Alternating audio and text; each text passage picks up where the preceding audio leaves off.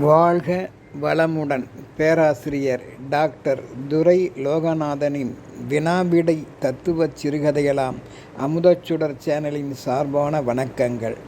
என் கதைகள் பல வெளிவர உதவிடும் யூடியூப் நிறுவனத்தாருக்கும் டிவி சேனலுக்கும் வணக்கங்கள். என் கதைகளுக்கு நாளுக்கு நாள் ஆதரவு தருகின்ற இன்ஸ்டாகிராமிற்கும் ரசிக பெருமக்களுக்கும் வாழ்த்துக்களும் வணக்கங்களும். இன்றைய சிந்தனைக்குரிய சிந்திக்க வேண்டிய ஒரு கதையானது அழகேசனின் போலீஸ்கார் பதற்றம் காண்போம்.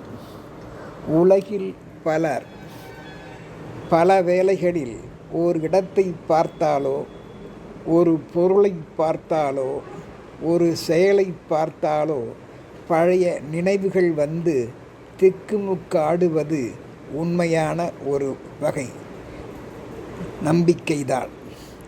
இல்லை என்று எவராலும் மறக்க முடியாது. காரணம், நல்லது கெட்டது எதுவாகினும் அவற்றை காணும் போதெல்லாம் மனதுக்குள் தோன்றும் மகிழவைக்கும் அல்லது மகிழ்ச்சியை போக்கும் இதுதான் உண்மை. இப்படி உலகில் பலர் வாழ்ந்து கொண்டுதான் இருக்கின்றார்கள். பழி ஓரிடம், பாவம் ஓரிடம் என்பது போல் சில நேரங்களில் ஆகிவிடும்.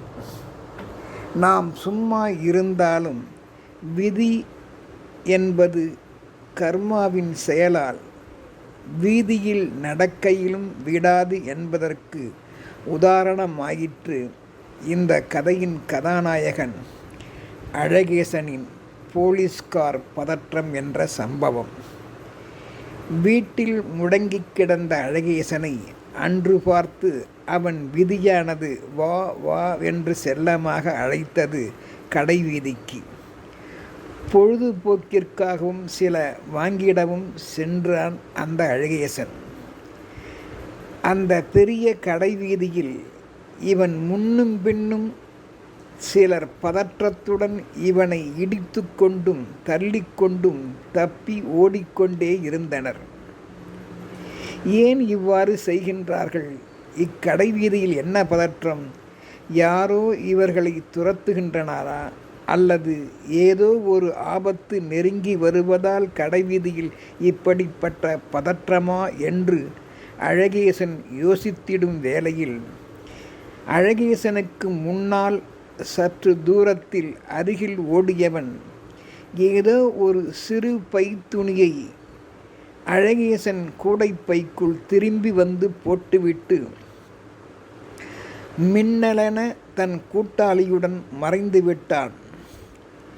ஏன் இவ்வாறு செய்தான் என்று இவனுக்கு புரியவில்லை. ஏதேனும் திருட்டில் ஈடுபட்டுவிட்டு தப்பிக்க என் கூடையில் போட்டுவிட்டு ஓடுகின்றானா? போலீஸ் வேறு இவர்களை துரத்துகின்றதா என்று இவன் யோசித்திடுகின்ற வேளையில், அப்பொழுது போலீஸ்காரர் எவரேனும் வருகின்றாரா என்று நோட்டமிட்டவன் அழகேசனின் கண்களில் போலீஸ்காரர் எவரும் தென்படாததால் சட்டென்று கூடைப்பைக்குள் பார்த்தபோது ஓடி திரும்பி வந்தவன் போட்ட அந்த சிறு பை காணப்பெற்றது. அந்த பை கனமாக இருந்தது. அதில் அவன் கண்டது தங்கச் சங்கிலியை. எப்படியும் 10 பவுனுக்கு குறையாமல் இருக்கும். அதன் பளபளப்பு அவன் கண்ணை கூச செய்தது. இருந்தாலும் திடுக்கிட்டு போனான். தன் வாழ்நாளில் இப்படிப்பட்ட நகையை தொட்டது கூட இல்லையே.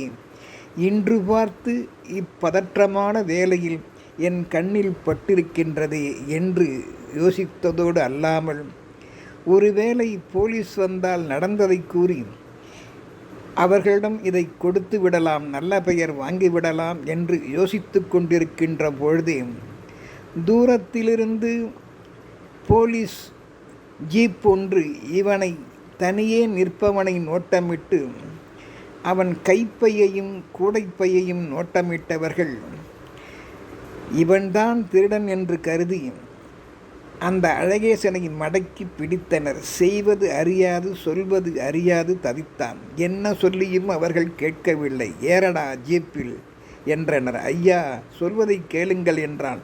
எல்லா திருடர்களும் சொல்லுகின்ற தப்பிக்கின்ற உபாயம்தான். முடியாது. என்று கூறி அவனை மடக்கி பிடித்து ஜீப்பில் ஏற்றி அமர வைத்து விட்டனர். அவனது நகையையும் பிடுங்கிக் கொண்டனர். அந்த நகையும் கூடையும் போலீஸ்காரரிடம் இருந்ததால் அவன் ஒரு வகையாக நிம்மதி அடைந்தாலும், இவர்களோடு இந்த ஜீப்பில் பயணித்தால் போலீஸ் ஸ்டேஷனில் கொண்டு போய் விட்டு நம்மை நொறுக்கு என்று நொறுக்கி விடுவார்களே. நடிகர் வடிவேலுக்கு நேர்ந்த கதி நமக்கும் ஆகிவிடுமோ? என்னதான் நாம் நியாயம் கூறினாலும் போலீஸ்காரர் நம்மை சும்மா விடுவார்களா? உரியவன் வந்து சொல்லும் வரையில் நம் தோலை உரிக்காமல் இருக்க மாட்டார்கள். எப்படி இவர்களிடம் இருந்து தப்புவது என்று தெரியாமல் திடீரென முடிவெடுத்தவன் அந்த ஜீப்பிலிருந்து குதித்து ஓடினான்.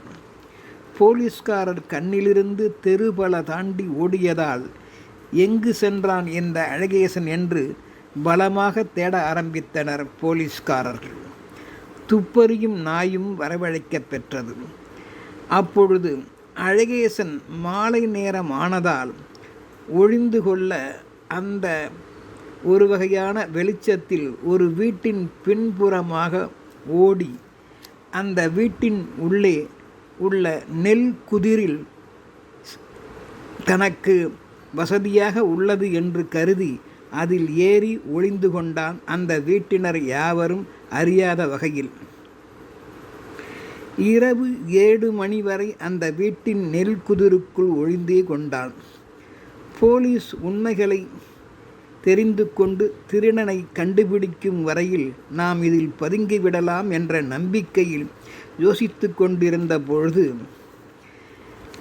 திடீரென அந்த வீட்டின் உள்ளே இருந்த சிலர் பேசுவதும் சில சிறுவர்கள் இருப்பதும் இவனுக்கு தெரிய வந்தது.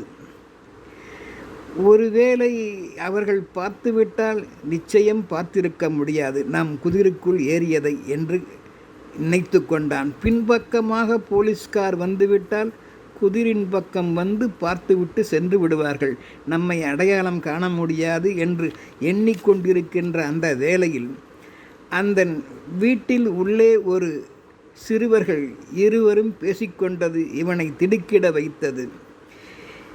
எங்கே போலீஸ்கார், எங்கே போலீஸ்கார் என்று ஒரு சிறுவன் கத்த, அதற்கு அந்த பெரிய சிறுவன், நான் பார்த்துவிட்டேன், நான் அந்த குதிர்பக்கம் பார்த்துவிட்டேன், எல்லாம் எனக்கு தெரியும், போலீஸ்கார் அங்குதான் உள்ளது என்று கூறினான். திடுக்கிட்டு போன அந்த அழகேசன், நாம் குதிரைக்குள் ஒளிந்து கொண்டது எங்கள் அப்பன் குதிரைக்குள் இல்லை என்பது போல் இவர்கள் பேச்சில் தெரிகிறதே என்று போலீஸ்கார் போலீஸ்கார் என்று சிறுவர்கள் கூறியதை பயந்து, சரி உண்மையை ஒப்புக்கொண்டு விடுவோம், போலீஸ்கார் நெருங்கிவிட்டது என்று பதற்றப்பட்டவன் திடீரென்று வெளியே வந்து, எங்கே போலீஸ்கார் சொல்லுங்கள் என்று அந்த சிறுவர்களை பார்த்து கேட்டான். அட மக்கு மாமா, நாங்கள் போலீஸ்கார் போலீஸ்கார் என்றது போலீஸ்காரரை அல்ல மாமா, என் தம்பி இந்த போலீஸ்கார் பொம்மை போலீஸ்கார் அதை தொலைத்து விட்டான், இந்த குதிர்பக்கம் போட்டு விட்டான், நான் அதைத்தான் பார்த்து விட்டேன் என்று சொன்னேன்.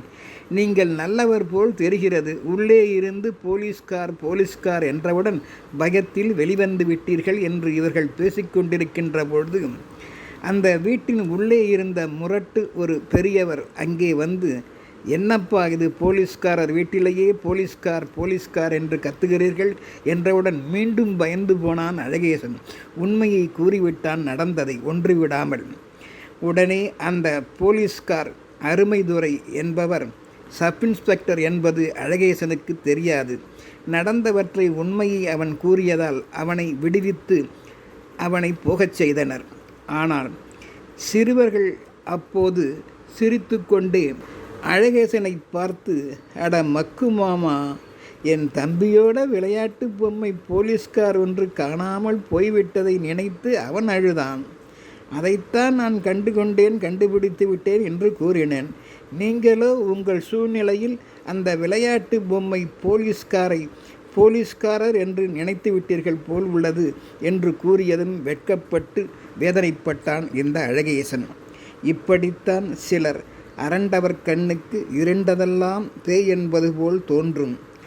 முன் வாழ்க்கையில் நடந்த பொருளாலோ இடத்தாலோ சூழ்நிலையாலோ மீண்டும் அவற்றையெல்லாம் நோக்குகின்ற பொழுது பழைய நினைவுகள் வரத்தான் செய்யும்.